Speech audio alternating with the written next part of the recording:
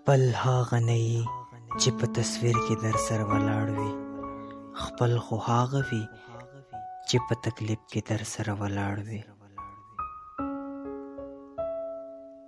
که په دنیا کې خوشحاله اوسېدل غواړئ نو په دې خبره ځان پوهه کړئ چې ستاسو ژړا په چا هېڅ اثر نه کوي.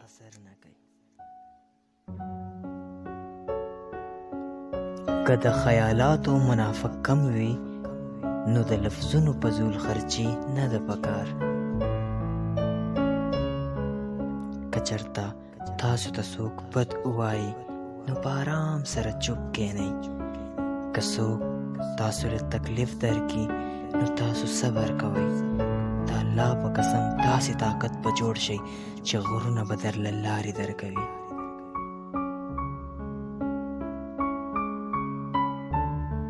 د ښه خلکو ستاسو په زړونو کې راتلل ستاسو خوش قسمتي ده او تاسو له هغه سنبال ساتل ستاسو یو لوی هنر ده.